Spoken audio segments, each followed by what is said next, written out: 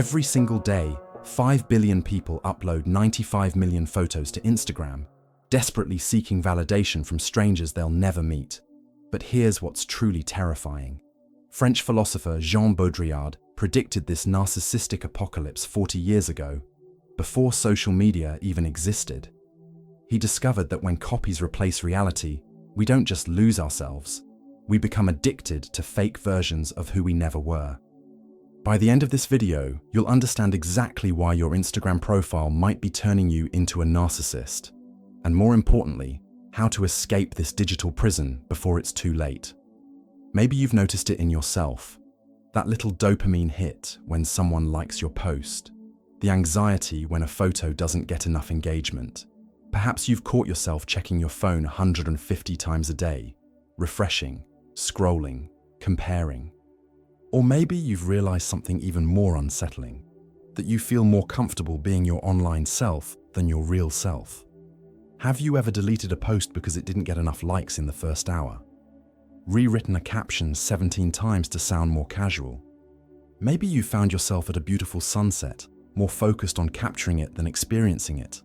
Or worse, you've started judging real-life experiences by how they'll look on your feed. This isn't just your experience. Studies show that narcissistic personality traits have increased by 30% since social media became mainstream.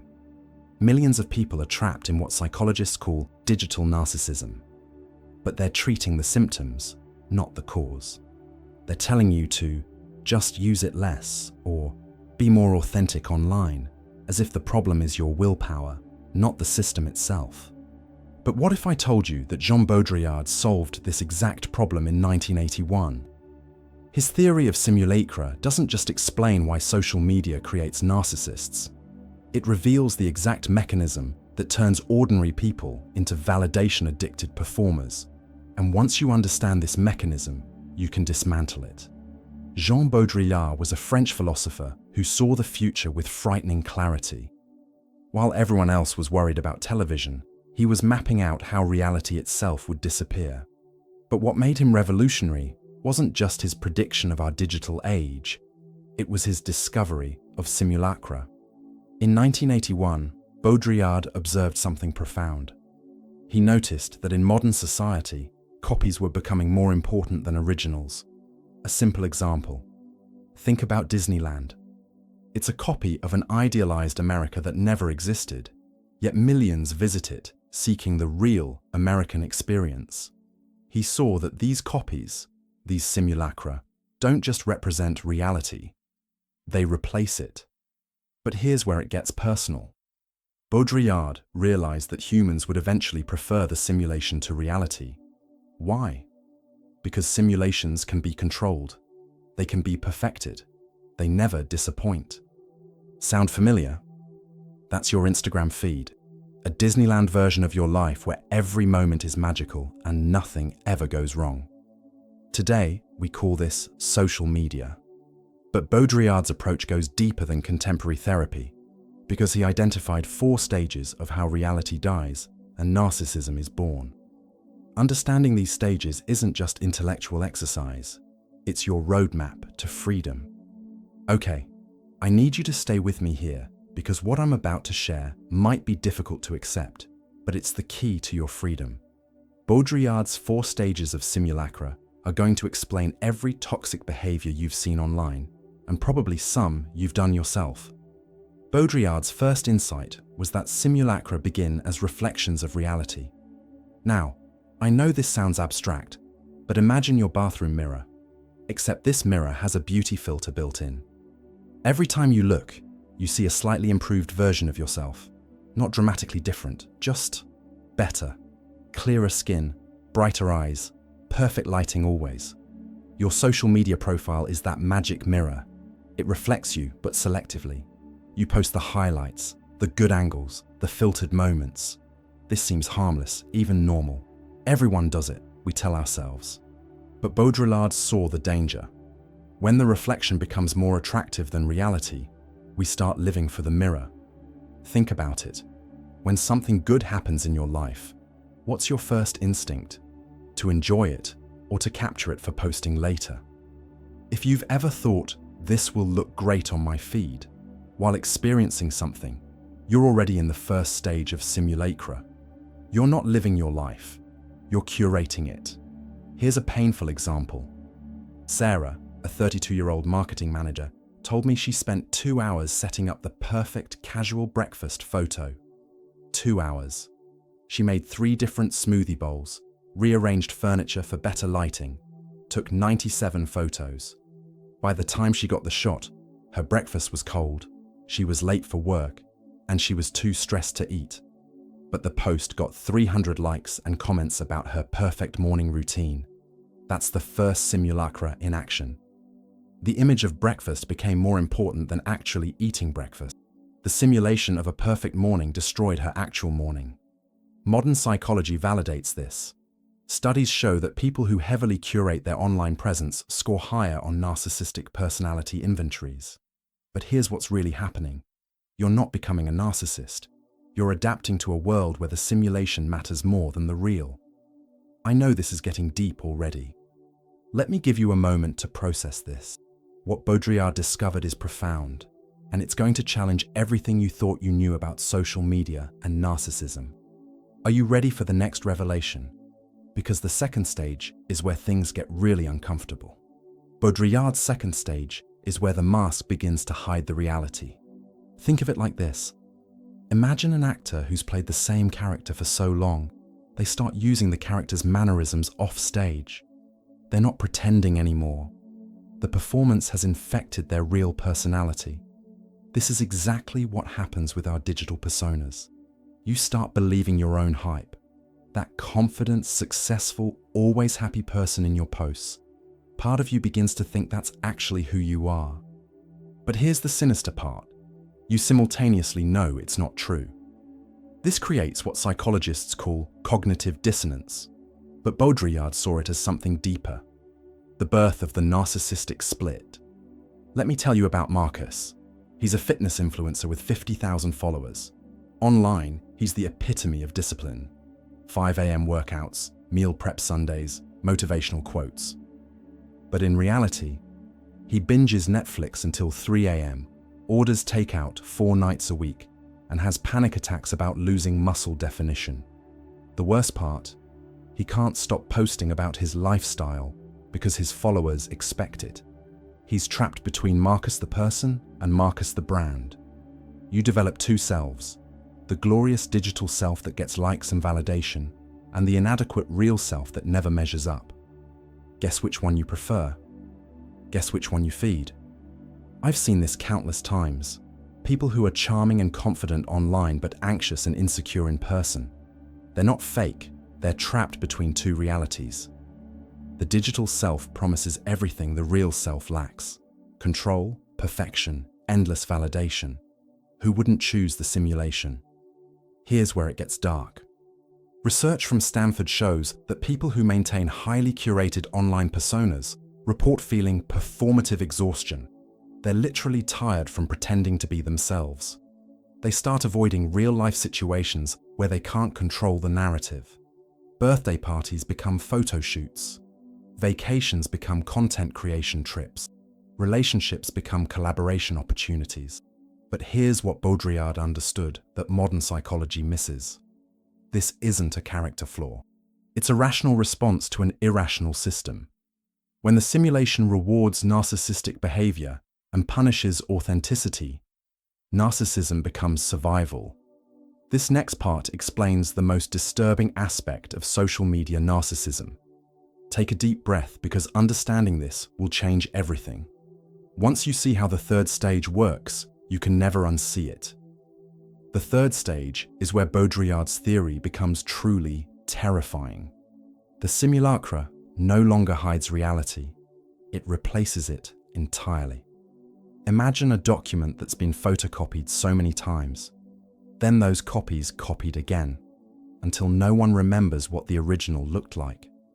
Eventually, the copies become the only reality anyone knows. This is your Instagram self after 5 years. You've performed confidence so long, you've forgotten what genuine confidence feels like. You've curated happiness so perfectly, you can't access real joy without documenting it. The simulation hasn't just covered reality, it's murdered it and taken its place. Let me share something that will chill you. A study of 2,000 social media users found that 68% couldn't remember the last time they experienced something without thinking about how to share it. They've literally lost the ability to have private experiences. Everything is content. Everything is performance. This is where clinical narcissism emerges. Not the grandiose self-love everyone talks about, but what Baudrillard would recognize as simulation narcissism. A desperate clinging to an image because the original self has been deleted. These aren't people who love themselves too much. They're people who've forgotten who they are beneath the filter. Here's a real example that haunts me. Emma, a 28-year-old teacher, came to realize she couldn't cry anymore. Not wouldn't, couldn't. She'd spent so many years posting inspirational quotes about strength and positivity that she'd lost access to her own sadness. When her father died, she posted a tribute within hours, complete with edited photos and a poetic caption. She got thousands of supportive comments, but alone at night, nothing. The performance had eaten the grief. The research is staggering. People who spend more than 2 hours daily on social media show increased rates of narcissistic traits, but also, and this is crucial, increased rates of depression and anxiety. Why? Because maintaining a simulation is exhausting. Every post requires performance. Every interaction demands consistency with your digital persona. You're not just lying to others, you're lying to yourself every second of every day. But here's the twist Baudrillard saw coming. After enough time, it's no longer lying. When the copy is all that exists, it becomes a new kind of truth, a hollow truth, a narcissistic truth, but truth nonetheless. The third stage creates what I call ontological narcissism. You're not just acting narcissistic, you've become a narcissistic simulation of yourself. Your entire existence is mediated through the lens of, how will this look online? You don't eat food, you eat content. You don't have friends, you have audience members. You don't live experiences, you produce them. Now, I know this has been a lot to take in. Baudrillard's insights can feel overwhelming at first because they're so much deeper than what we usually hear about social media and narcissism. But this depth is exactly what's going to set you free. Are you ready to learn how? Because the fourth stage contains both the ultimate trap and the ultimate escape. Baudrillard's fourth and final stage is pure simulacra, simulation without any reference to reality at all. Let me give you the perfect analogy. Imagine a map that became so detailed, so perfect, that people started living on the map instead of the territory it represented. Eventually, the territory crumbles away, but no one notices because they never leave the map. This is social media in 2025. We're not sharing real moments anymore. We're creating content for platforms. We don't have experiences. We have content opportunities. We don't make friends. We build networks. The simulation has become our entire world. Consider this. TikTok creators now plan their entire days around content pillars. They wake up thinking, morning routine video, eat lunch considering what I eat in a day, and go to sleep after filming night routine. Their actual routine? It doesn't exist. The content is the routine. The map has replaced the territory entirely. This is where pathological narcissism thrives. When likes become more real than love, when follower counts determine self-worth, when viral moments matter more than genuine connections, you're not just using social media anymore. You're living inside it. You've become what Baudrillard called a hyperreal narcissist, someone who exists only in simulation. Here's the darkest example I've encountered. A couple I know staged their engagement for Instagram. Not just the photos, the actual proposal.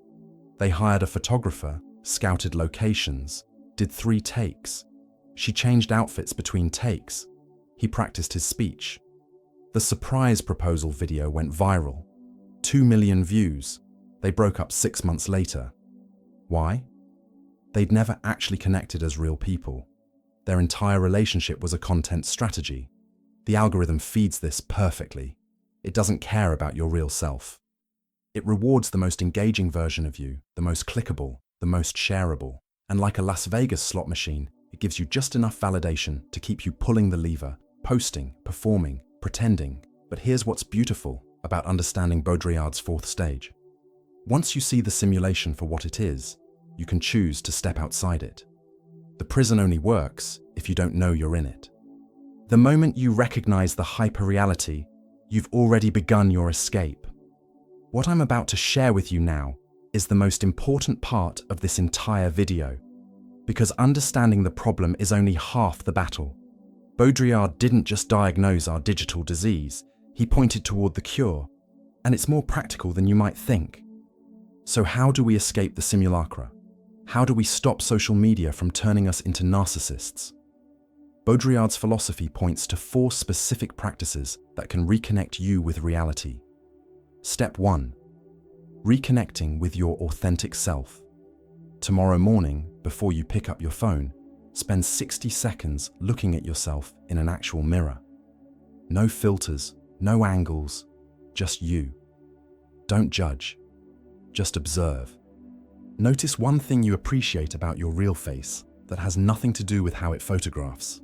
If you usually spend 10 minutes perfecting a selfie, tomorrow post the first photo you take. No retakes, no filters. Feel the discomfort. That discomfort is your real self breaking through the simulation. When Jessica did this, she cried. I hadn't seen my real face in 2 years, she told me. I'd forgotten I had freckles. The key is starting small. Don't try to delete all your apps today. Just create one tiny crack in the simulacra. Step 2. Breaking the addiction to external approval. This weekend, post something you genuinely care about and then turn off all notifications for 24 hours. No checking likes, no reading comments, no tracking engagement. Share a photo of something mundane from your day. Your morning coffee, your messy desk, your view from the bus. Something real, unfiltered, uncurated. Then put your phone in another room and go live your actual life for one full day. When Tom did this, he said, I felt like a junkie in withdrawal for the first 3 hours. Then suddenly I remembered what Saturday felt like before Instagram. The goal isn't to stop caring what others think. It's to remember what you think matters too. Step 3. Creating non-digital reference points. Choose one experience each day that you absolutely will not document. Make it sacred. Make it yours alone. Tomorrow's lunch is your secret. Eat it mindfully, taste every bite, and tell no one. No photos, no reviews, no humble bragging about your healthy choices. Just you and your food, existing together outside the simulation. Maria started doing this with her morning walks. The first week was torture, she admitted. I kept reaching for my phone to capture the sunrise. By week 3, I realized I was actually seeing it for the first time. Start reclaiming experiences that belong only to you. Not everything needs to be content. Step 4. Rebuilding real relationships.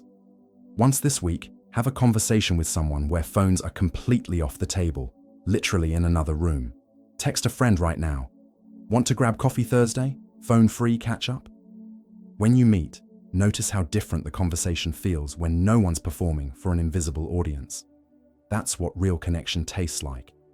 David told me, first phone-free dinner with my wife in years. We ran out of things to say after 10 minutes.